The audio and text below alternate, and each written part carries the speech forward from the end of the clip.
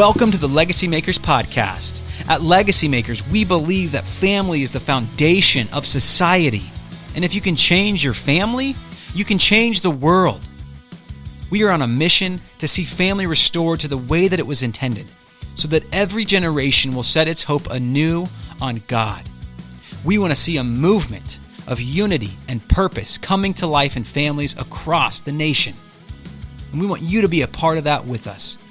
So this show is dedicated to bringing you relevant, encouraging, and timely resources, messages, and content that you can immediately take to your family and take home and apply to build a legacy that lasts.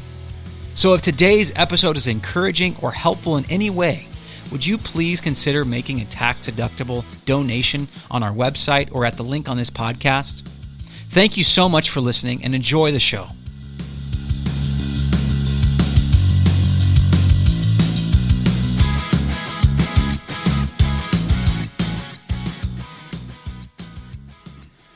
All right. Well, welcome back, everybody. Thank you so much for tuning in. We are here with the four co-hosts of the Legacymakers podcasts, myself, Ben Glassman, Beto, Gudino, George Hanold, and Ben Applebee. We're super excited for what we're going to be talking about today. It may be necessary, maybe one of these days, to get some veterans in the show and maybe talk about some of these subjects. But specifically about today, we're excited because we're going to be talking about the 5 key ingredients to a legacy-making marriage. The 5 key ingredients to a legacy-making marriage. This is going to be a good topic because marriage, I like to say this from time to time, marriage is the bedrock of family. And a good marriage knows how to make the bedrock, if you know what I'm saying. So we're going to start it out right there. The 5 ingredients to a legacy-making marriage. Sounds like a recipe for success. It is. That's what it's supposed to be. I was ready for something so heavy. No, we got to keep it light right now. Yeah, man. So here's the 5 ingredients. We're going to just open it up with the 5 ingredients right away so you guys can jot these down. Number 1 is quality time. Number 2 is sex and romance.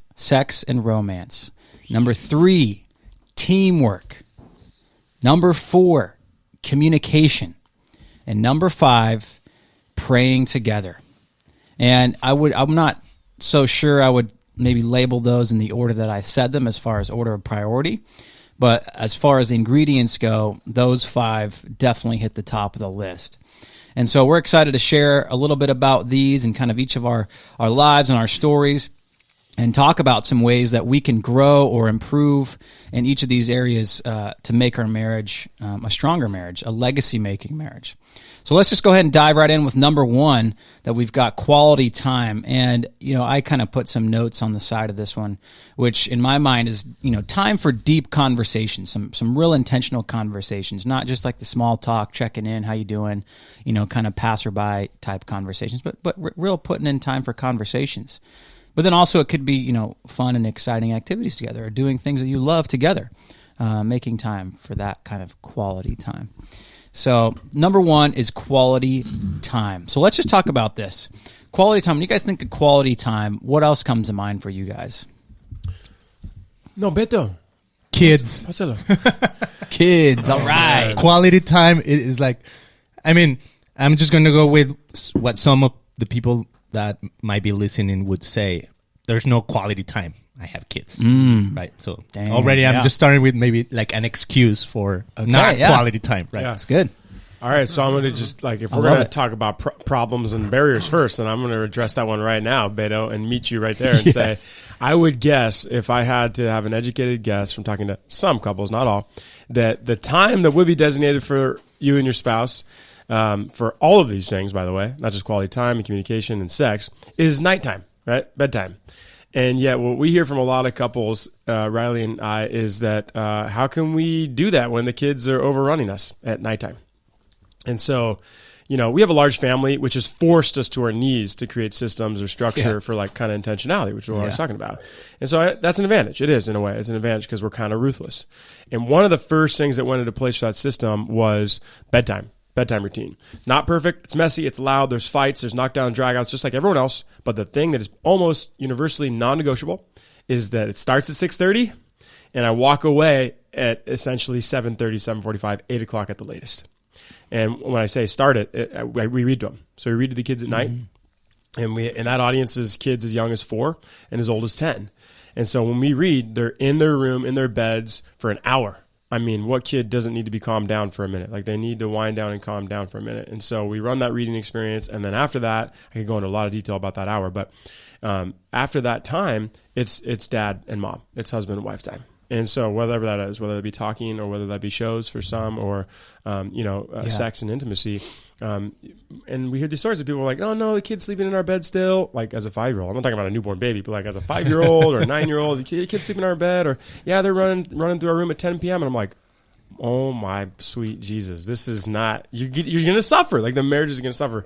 And maybe that even feels like a shot out at this table, but I know that there's someone out there. There's someone out there who, and there's special circumstances for all of this. I'm not trying to sound like a militant, weirdo, but I would just say kick the kids out. Yeah, I like it. Okay, so I'm hearing, from one side of the table, we've got kids, no time for quality time, not possible. From the other side of the table, we're hearing shut the lights off at 8 o'clock and then quality time begins. So how do we rectify that? That's interesting. How do we rectify that? Like, what's some steps that we could take to meet in the middle? That's what I want to know. Beto? I'd say the word that comes to my mind is discipline and habits. So I would say, like, creating a habit. It might be difficult at first, but for sure, that's why it's a routine, right? So the more you try it, the more you can even shift things around and say, okay, it didn't really work reading, but maybe some other thing works better, to put kids in bed. So I would say creating the routine and starting to practice habits that ultimately will lead to a discipline, So discipline is hard, but I think without discipline, it's just chaos and disorder, and nobody likes that, right? So it's going to take intentionality and a little bit of, or a lot of effort. But it's worth it. Yeah, and I would say even too, one tactic that we could take in growing in our area of quality time in our marriage is just starting small and really trying hard and making it a point to commit to one small new habit or additional measure that you might want to do. Maybe it's like once a week at the least, you have a point for intentional connection and conversation. That could be it. And then you commit to that. You make it a point on the calendar. Nothing else gets in the way of that one thing. And that could be like a really good focus. I like the starting small. I like baby steps. That's good. Yeah. That's a good way to temper what I was saying earlier. I love it. And I was going to say, Ben Applebee and Ben Glassman, I think you guys should just take this entire section here because you guys have it running like clockwork at your homes. My wife uses your families as an example and encouragement and inspiration. But when I think of quality time, it's alone time with my wife. Yeah. And there's a no matter what for us. Like, we're making that happen. At one point, it was no matter what on a weekly basis. Friday night date nights for us. Ran into a little bit of a nanny situation, but I've talked to a lot of friends and clients, and I try to hold the husbands accountable and ask them. They're like, "Oh, I can't make that happen." I'm like, "Dude, you're a baller. Like, you can make that happen, okay? And we can make it happen if we prioritize it."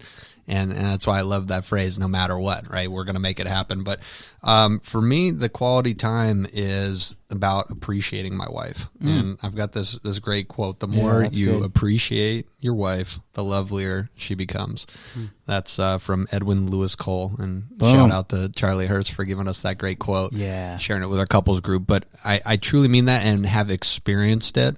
That when I am spending time with her, one of the things I've loved to do recently is ask her questions about her childhood and ask her questions about how, and really being interested in getting to know her and like truly who she is. And it's, and I think she's like finding out who her true self is too through it. And she's, I think, intrigued that I'm so intrigued, and it's really connecting us.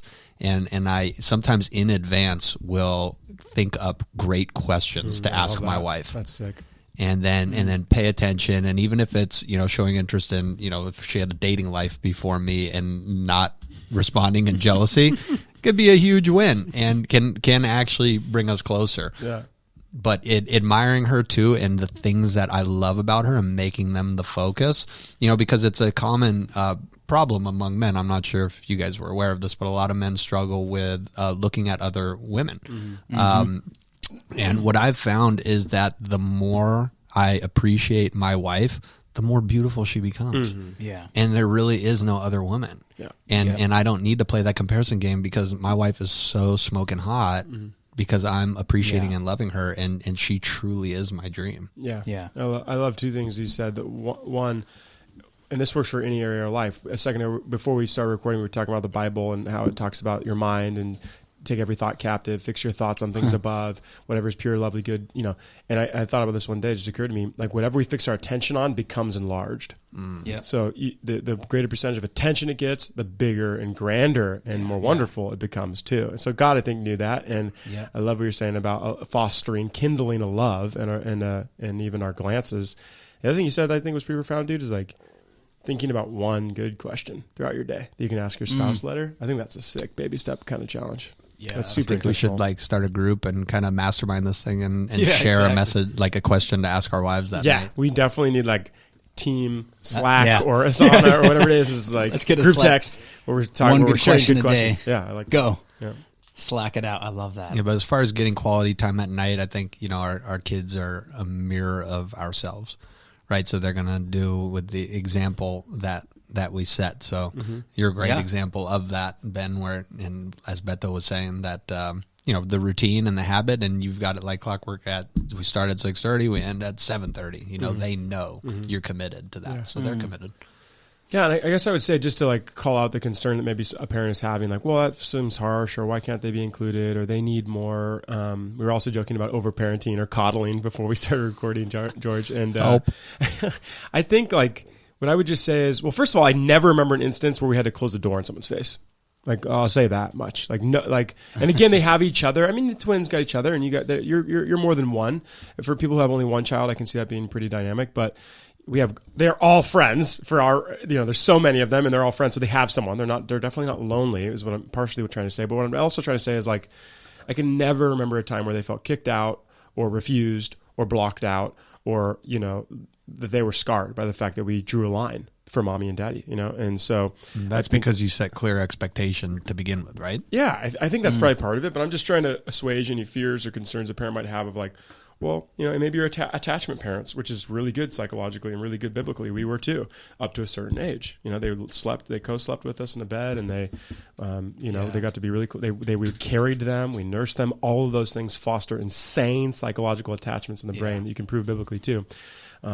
But I would just say you're not going to hurt them or offend them or scar them just because the door is closed for a special time, or just because they have to stay in their room while you're in your room, even just to talk to one another. Yeah, something I found. So one thing that, if I can be honest, one thing that we've found ourselves struggling with is having time for conversation, but the conversation is centered around logistics and like planning and coordinating and like scheduling and calendars, and like there was a point where I've said a couple times to Megan where I'm just like, gosh, can we just stop talking about our plans and stop talking about our logistics and the different things we got to be at and different commitments we have and who's going to take care of the kids, and when do we just talk?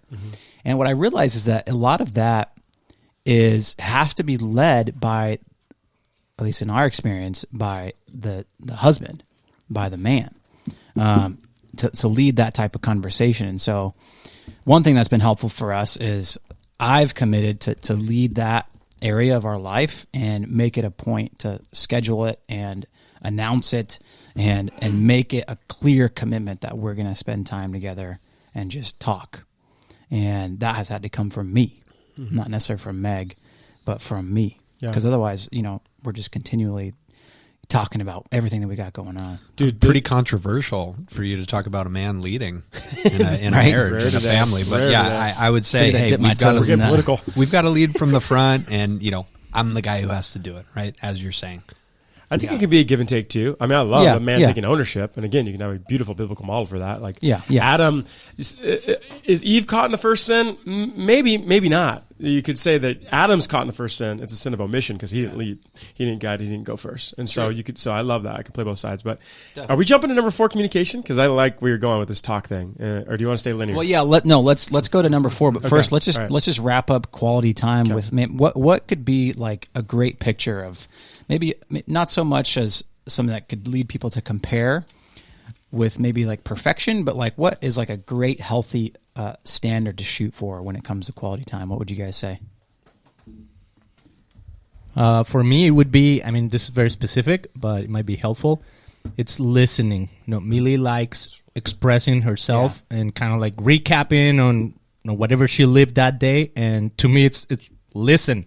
Listen and intentionally care and ask questions and focus on what she's saying. That's a hard part for me because I'm a little bit more like, okay, I know the story. You don't need to retell it. But it's important, because for her, it's like, this is my quality time. And if you listen to me and if I get the sense that you are actually listening and engaging, that's a win, right? Versus, hey, did you just hear what I said? Yep. Right? That's good.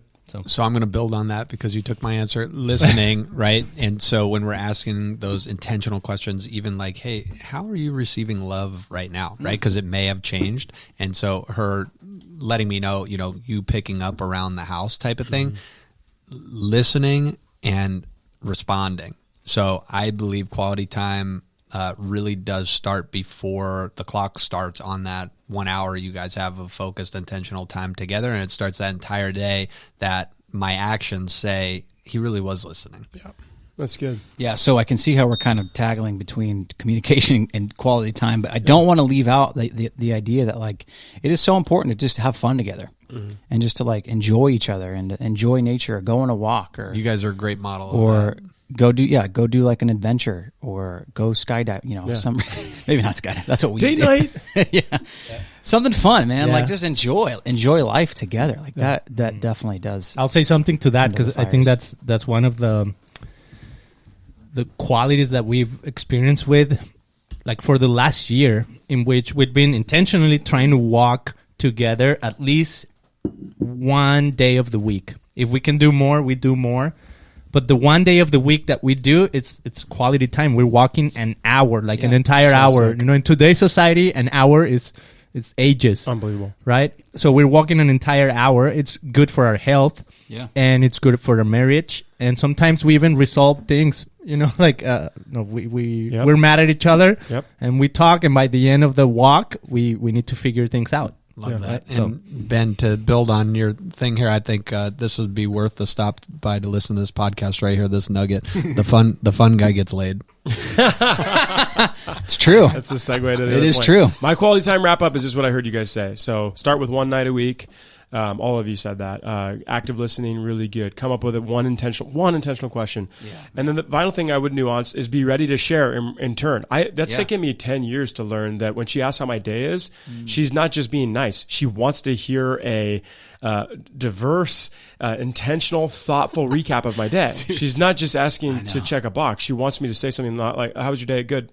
Like, that's the same thing our teenagers do. Like, what? Yeah. No, you're each other's mates, and part of recapping your day to each other, taking turns, and active listening and responding is a part of what forges intimacy. So that's the last nuance I'd give is particularly talking to men. Don't be a Neanderthal. Come up with one thing to tell about your day that was interesting. That's good.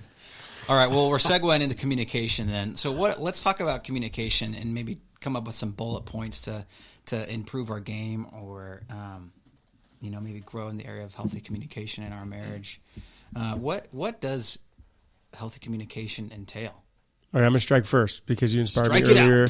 It was so good what you were talking about, like how our conversations typically devolve to the lowest common denominator, immediate logistics. Yeah. Like because we know enough pain that's going to cause if we screw up another double booking of a meeting or a drop-off, pick-off of kids, we're in trouble. It does. So at least we're driven by that motivation to just talk logistics. But there's so much more, right? Yeah. I mean, what if a marriage was just logistics? Yeah. Is that what you want at the end of your marriage legacy to be like, horrible. We were logistics logistically strong.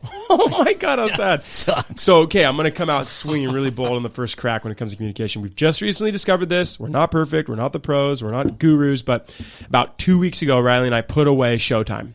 So after bedtime routine is done, and now it's us time, we would do what probably the standard 98% of American couples do is watch Netflix, Hulu, Amazon, some kind of show, movie, whatever. And we're pretty old, so we're like, we'll make 20 minutes of the show and then, maybe connect and then pass out. I mean, that's the night. 2 weeks ago, we got rid of it.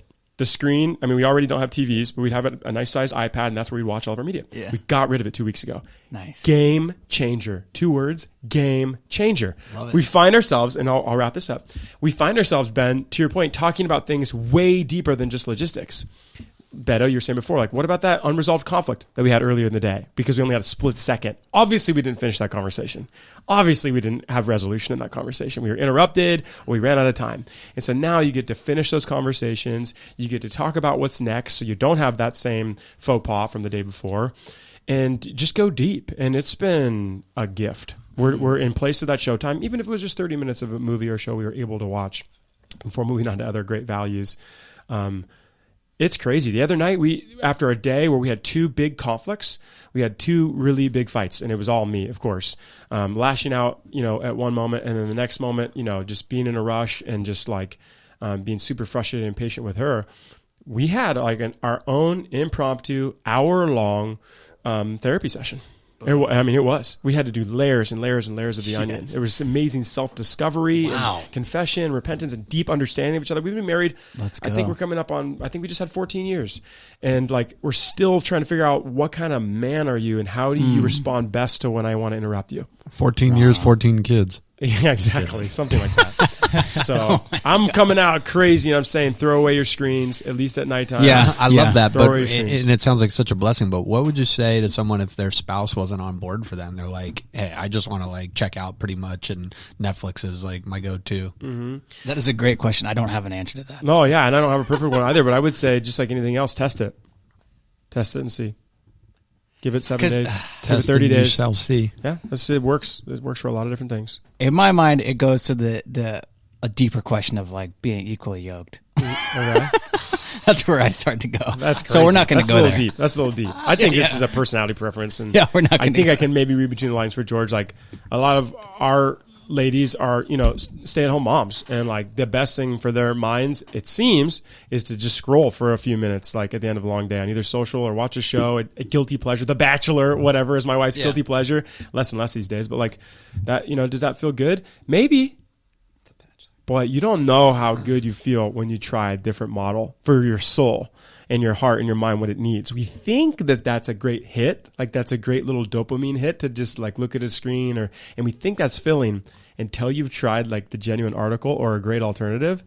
You don't know. So I mean, maybe it's just removing the TV when it's time together, when there's time together. That's all I'm really saying. Yeah. It's not necessarily removing the TV from the house, like so you can't watch it when the mom, everything can have its time and place. When whoever is doing something in the house and they're home alone or whatever. Yeah. We've replaced, not that often, but I mean, we don't have TVs either, but we sometimes like to read books. Just like sit down, make a cup of tea, and just quietly read a book separately.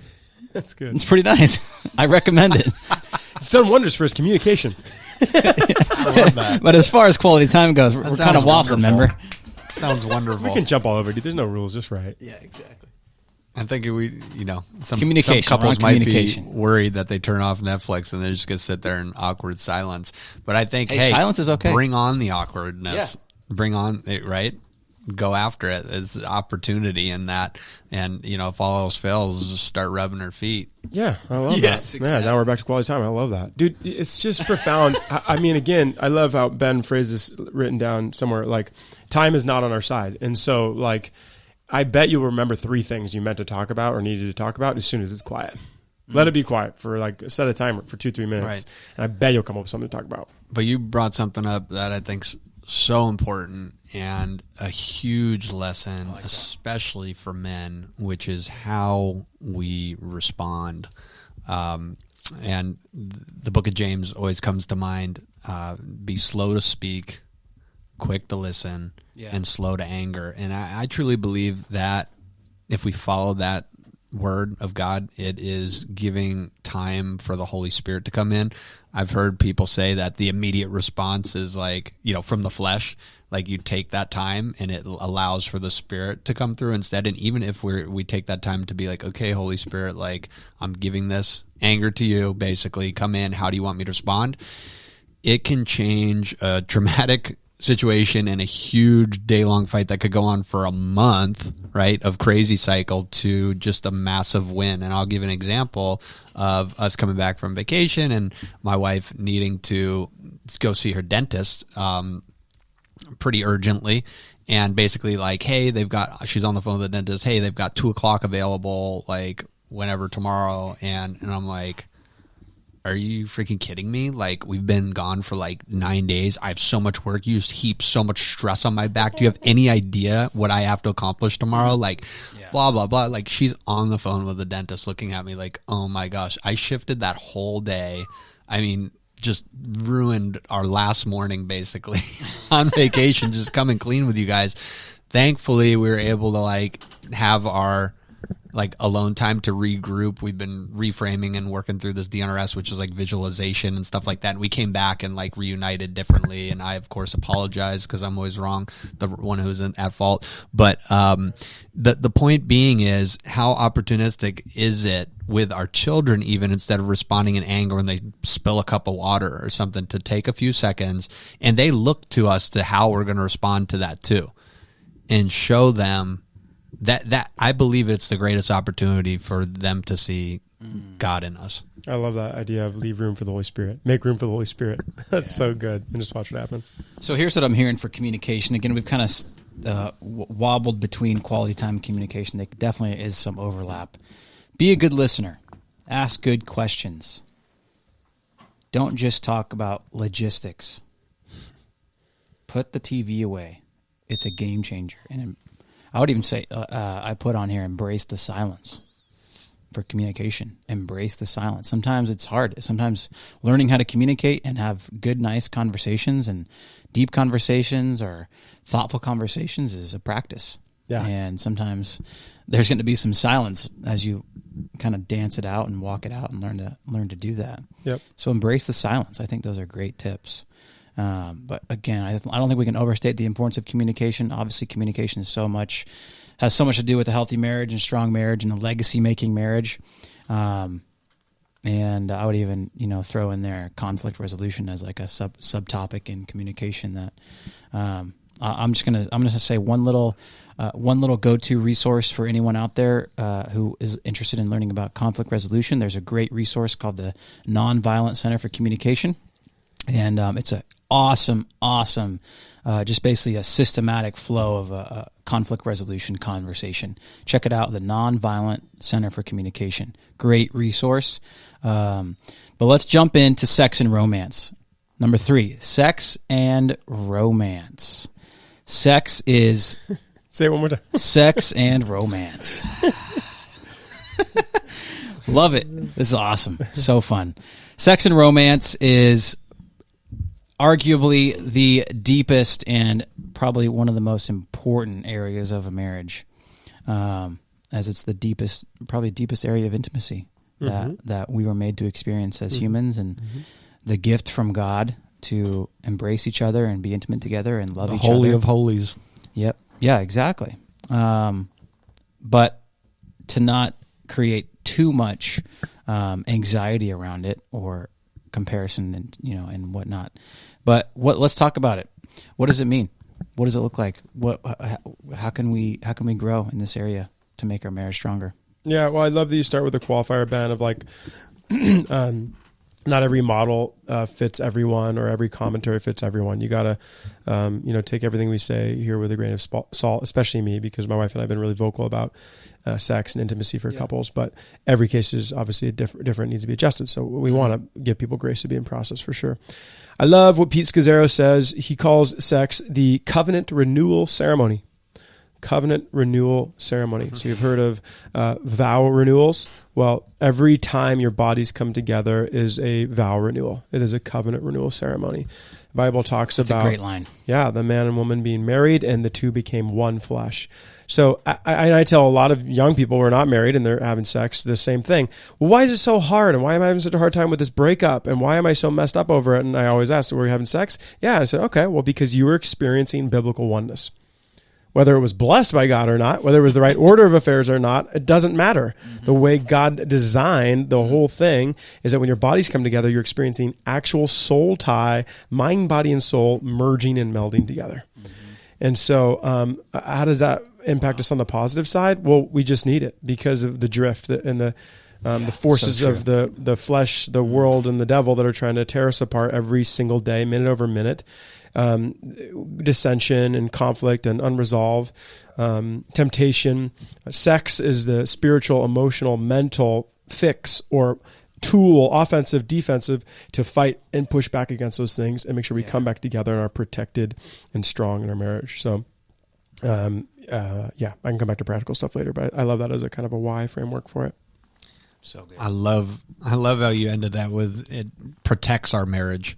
Yeah. I mean, you would think the opposite outside of the context of marriage, it puts somebody at risk, right? There's like no security in it. And you look at the fruit of that, which is STDs and unwanted pregnancies and ultimately the murder of your own child, potentially. Right. But in the context of holy matrimony, it's security. Mm-hmm. And the Lord wants to bless it. I mean, he gave us organs with that create pleasure for us, and he wants us to enjoy that. And the devil comes to lie, kill, and steal, right? And he wants to steal our intimacy and create these lies, and he wants to attack our minds, especially, well, I guess the minds of both men and women, if you look at the statistics with pornography and the lies of what is out there. And really it's just a bottomless pit, never-ending void that can never be fed, and really just creating a monster within of what is pleasureful and what sex looks like, and really that's not God's design for it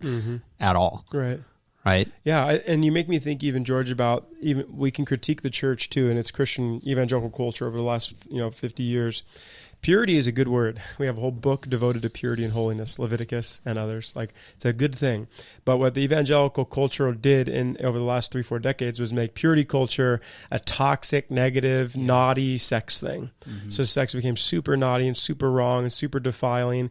And then maybe you guys have heard these stories of young couples and they get married, and then either he or she is like, oh, I just feel so bad every time, and I have this shame and guilt about sex, and that's real. And so I just say to someone who's listening, because I know, especially if this is a Christian audience, someone maybe you feel that way, you need to seek prayer together as a couple or your pastor or counselor to break up that junk, to unlearn and to break those lies and words that were spoken over you. Sex is good. You made me think of that. Pleasure. He gave us organs for pleasure. I mean, he did. So it's a good thing. We're talking about the context of marriage. This whole episode is marriage. Yeah. It is a good thing in the context of marriage. It's a great thing. Pleasure is good. God makes room for pleasure. And so anyone who's listening and they have this negative freight and all this baggage about it's naughty or wrong, like, please seek help to just break that junk up and to stop believing the lie and believe what the Bible actually says about sex. Or just read, what is it? Song of Songs? Yeah. Romance, dude. Yeah, hard hitting romance. Yeah, so I want to talk about romance a little bit, because I think that definitely is a part of sex. And when I think about romance, I think about like just the journey that people go on to experience sex and sexuality within the confines of marriage. Romance is, in my mind, it's like the pursuit. It's the drawn out endeavor of seeking your spouse, and wooing your spouse, winning each other over. And sex is the ultimate culmination. It's the unifying point. It's like the climax of everything that is that happens beforehand. Right. And I don't know if this is the language that people use or that has been used.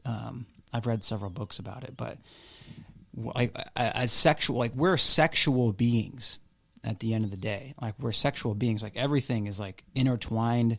Sexual, I think, just means like everything, our bodies, our minds, our souls, the outside world, everything is one. It's like we're experiencing it. And as that goes to say, romance is a part of our sexual experience, and it's the lead up, it's the draw in, and I think it's important to remember that as an aspect of sex. Like, romance is needed, and it does foster and cultivate like your sexual culture in your marriage. I think, Ben, what you're making me think of, and we need to cover this segment of the population as well, is that even though you say sex is the pinnacle, I love that you talk about romance and the pursuit as a key part of intimacy, driving intimacy and oneness, even outside of just intercourse. It's so relevant for someone out there because maybe they have an illness or a health issue or pain or whatever, and they can't connect in that way. But there's other ways where they can be on fire for one another, and they can, their toes can tingle because of this conversation that they've had. And deep questions and deep listening, and your spouse is just wowed because of the way that you were thoughtful and proactive, and I know someone's listening who's been through a season like that where there's something beyond just that physical side of explosive intimacy. For sure. That's good. Well, I could tell you've used some keywords here like cultivate. That's my word of the year. And also draw. Attraction is like drawing one into you. But yeah.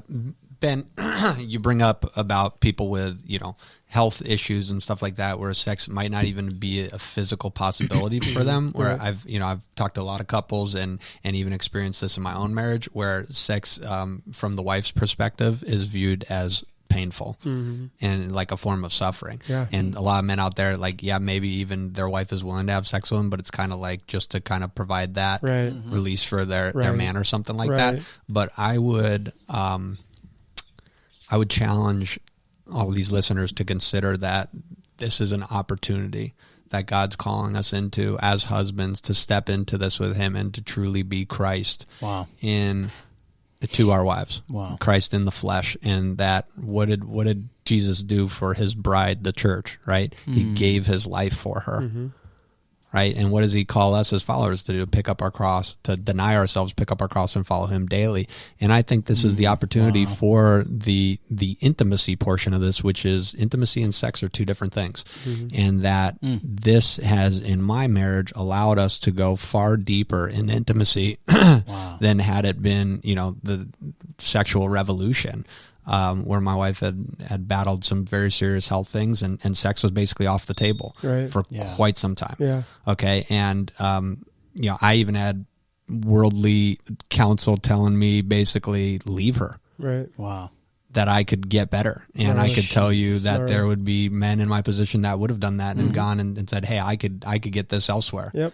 Basically, right? But instead, God called me to step into this with Him, and it was an opportunity for me to truly sacrificially love my wife. And I could tell you my wife looks at me differently now. She looks at me differently now, and our intimacy, we're connecting on much deeper levels. And, I thank God that He's given me such a godly woman. And I can tell you that He has worked on her heart that she wants to be that for me, right? And she wanted to find ways to be there for me in that way, even when sex is off the table. You know what I'm saying? So God just ripped down so many layers through that, and it's just I can't stress enough how much God wants to meet us in that and refine us and sanctify us and make us holy beyond happy in that when we come out of that season, because that season won't last forever, how much deeper is the well and depth of God's love that He can take us into. I don't think we've come anywhere near the level of intimacy that God has for us. That's powerful, dude. That's gospel on display.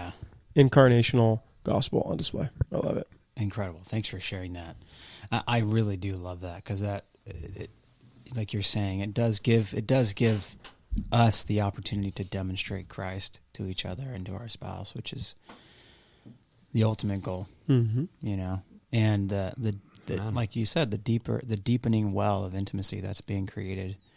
When those that have that barrier.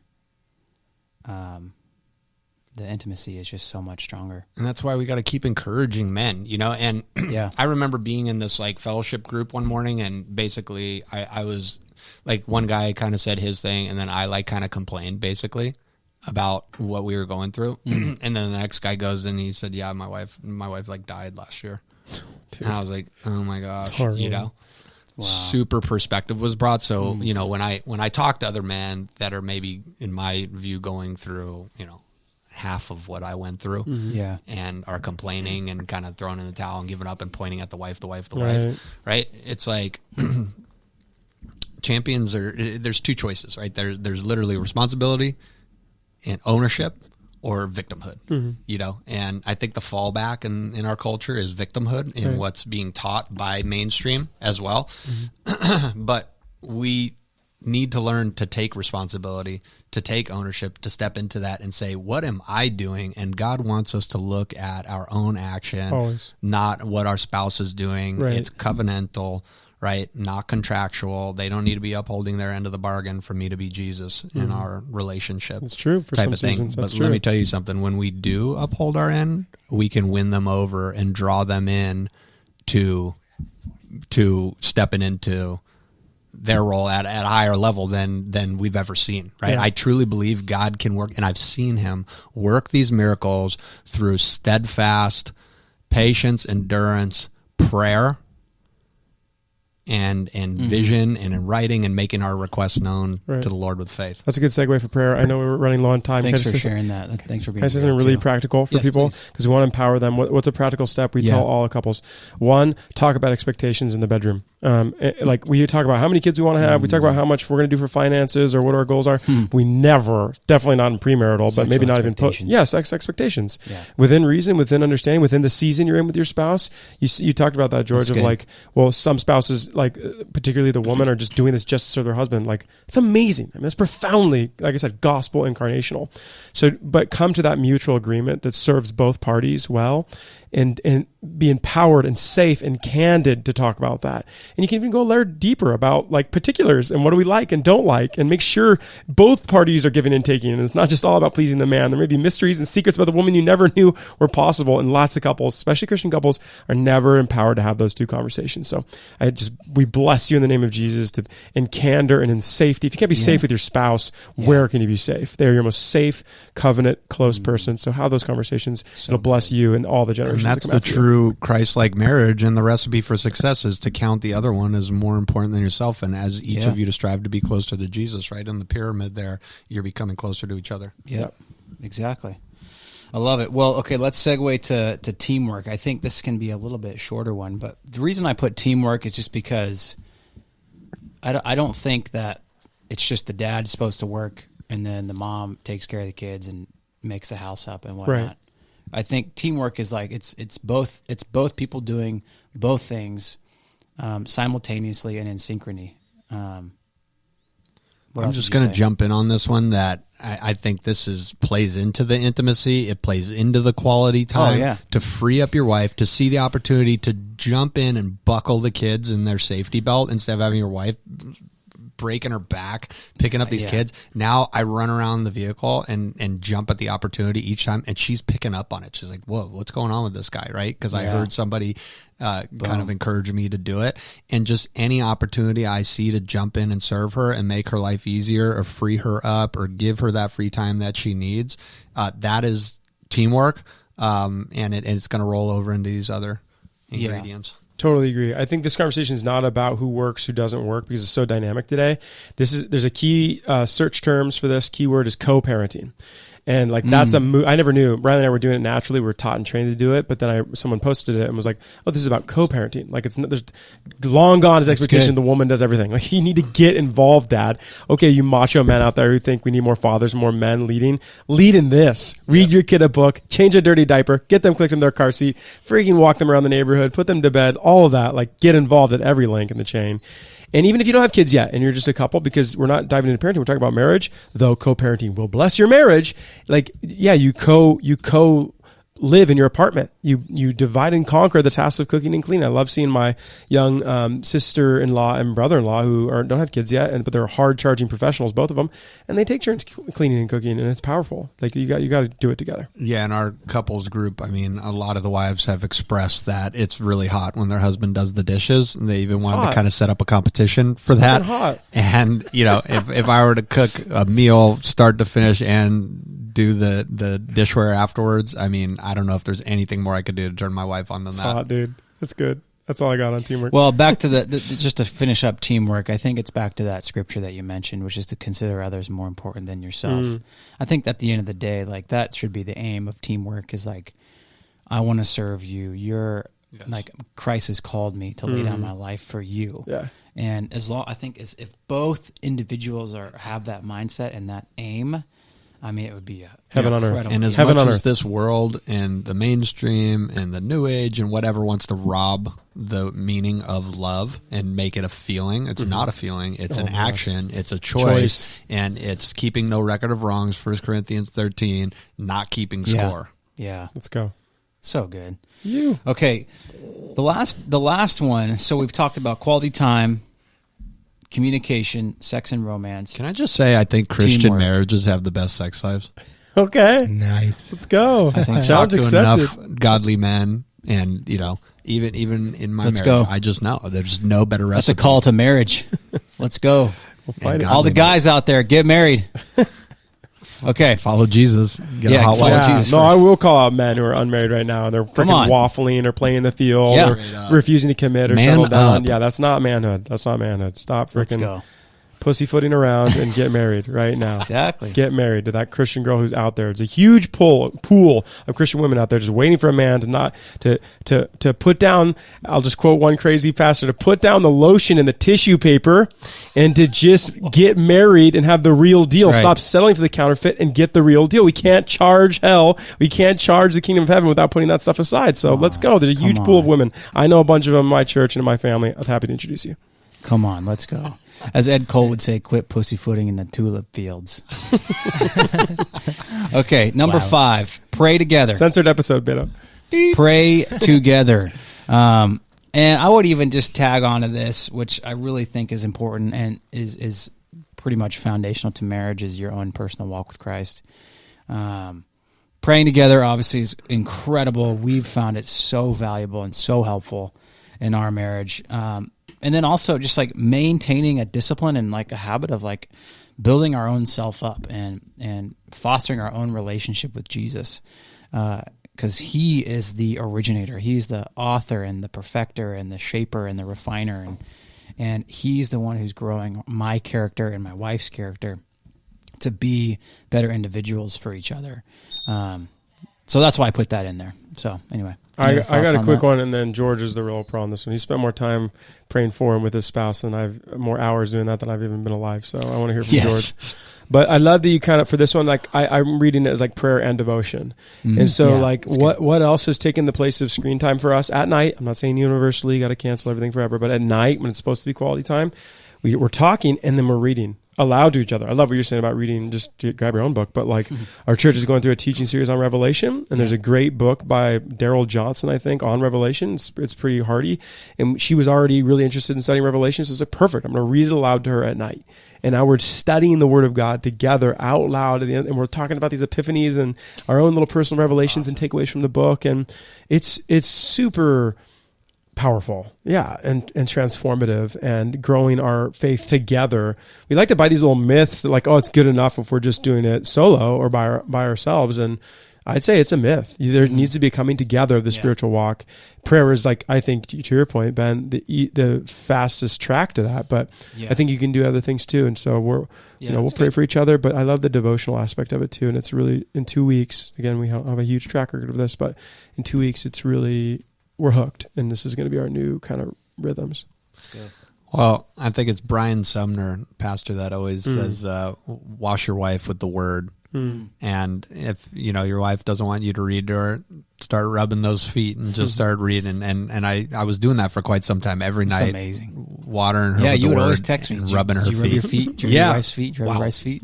Man, that was a For multiple years. That's a That's solid brotherhood and friendship. It is, we have dude. going there. Well, where'd the accountability go on that? Let's level up, bro.